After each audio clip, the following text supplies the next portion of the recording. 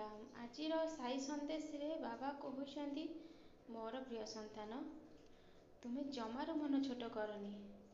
ମୁଁ ତୁମକୁ ନିଶ୍ଚୟ ସାହାଯ୍ୟ କରିବି। ତୁମ ସୁଖରେ ତୁମ ଦୁଃଖରେ ମୁଁ ସବୁବେଳେ ତୁମ ପାଖରେ ଛାଇ ପରି ଅଛି ସନ୍ତାନ। ତୁମେ କେବେ ବି ହାର ମାନିବନି। ତୁମ ବାବା ତୁମକୁ କେବେ ବି ହାରିବାକୁ ଦେବେନି। ମୁଁ ଜାଣିଛି ତୁମ ମନ ବହୁତ କଷ୍ଟ ଅଛି ତୁମ ପରିବାର ଲୋକମାନଙ୍କ ପାଇଁ ସନ୍ତାନ। ତୁମେ କାହା କଥା ଶୁଣନି। ତୁମେ ତାଙ୍କ ପାଇଁ ସବୁ କରୁଛ, ମୁଁ ସବୁ ଦେଖିପାରୁଛି। ତୁମେ ମନକୁ ଜମା ଛୋଟ କରନି ସନ୍ତାନ। ମୋ ଆଶୀର୍ବାଦ ସବୁବେଳେ ତୁମ ସହିତ ଅଛି। ତୁମେ ଯାହା ବି କରିବ ନିଶ୍ଚୟ ଭଲ କାମ ହିଁ କରିବ। ତୁମର ବହୁତ ମଙ୍ଗଳ ହେବ। ତୁମେ ସବୁବେଳେ ଯେମିତି ପଶୁ ପକ୍ଷୀଙ୍କୁ ଖାଇବାକୁ ଦେଉଛ ସେମିତି ଦିଅ। ଦେଖିବ ଦିନେ ନା ଦିନେ ତୁମ ଭାଗ୍ୟ ନିଶ୍ଚୟ ପରିବର୍ତ୍ତନ ହେବ।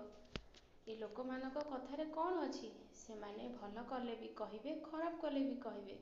ତୁମେ କାହା କଥାରେ ଧ୍ୟାନ ଦିଅନି। ତୁମେ ଯାହାକୁ ସାହାଯ୍ୟ କଲ ସିଏ ତୁମକୁ ଛୋଟ କରି କହିଲା।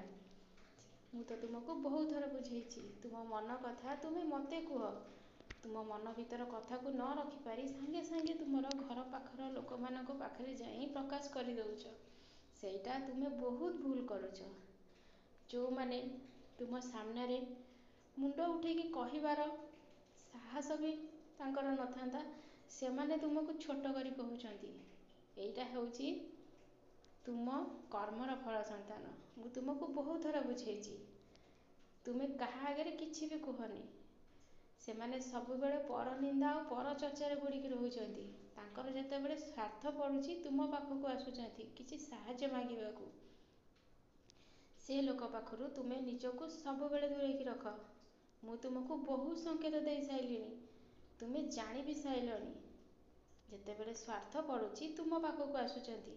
ଯେତେବେଳେ ସ୍ୱାର୍ଥ ସରିଯାଉଛି ତୁମକୁ ଦେଖିଲେ ବି ସେ କଥା ହେଉନାହାନ୍ତି। ତୁମେ କ'ଣ ସେଉଠୁ ଜାଣିପାରୁନ ସନ୍ତାନ? ତୁମ ମନରେ ସମସ୍ତଙ୍କ ପାଇଁ ଭଲ ପାଇବା ଅଛି, ମୁଁ ବୁଝୁଛି।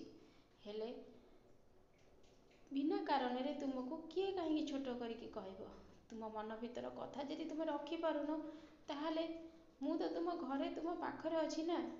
ମୋ ମୂର୍ତ୍ତି ଯେଉଁ ତୁମେ ରଖିଛ ସେ ମୂର୍ତ୍ତି ସାଙ୍ଗରେ ତୁମେ କଥା ହେଇପାରିବ। ତୁମେ ମୂର୍ତ୍ତି ବୋଲି ଭାବୁଛ ମୋତେ। ତୁମେ ଯଦି ଭାବିଥାନ୍ତ ନା ଇଏ ବାବା ବସିଛନ୍ତି, ମୁଁ ଯାହା କହିବି ମୋ ବାବାଙ୍କୁ କହିବି, ତାହେଲେ ତୁମେ ଆଉ କେଉଁଠି ବି ପ୍ରକାଶ କରିନଥାନ୍ତ। ସେଥିଲାଗି ସମୟ ଥାଉ ଥାଉ ନିଜକୁ ବଦଳେଇ ଦିଅ।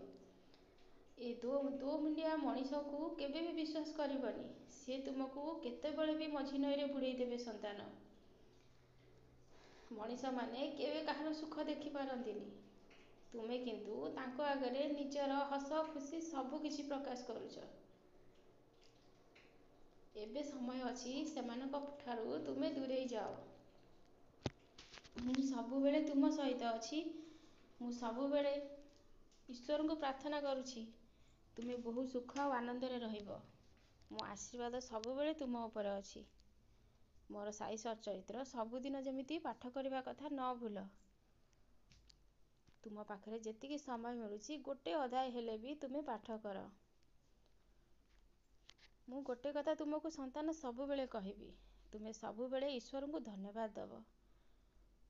ତୁମର ଆଜି ଦିନଟି କେମିତି କଟିଲା, ରାତିରେ ଶୋଇଲା ସମୟରେ ଈଶ୍ୱରଙ୍କୁ ନିଶ୍ଚୟ ଜଣେଇକି ଶୋଇକି ଧନ୍ୟବାଦ ଦେବ। ତୁମର ଯଦି କିଛି ଦୁଃଖ ରହିଯାଇଛି, ତୁମେ ସବୁବେଳେ ଭାବ, ଇଏ ଦୁଃଖ ମୋର ବହୁତ ଜଲ୍ଦି ଚାଲିଯିବ। ବାବା ମୋ ସାଙ୍ଗରେ ଅଛନ୍ତି।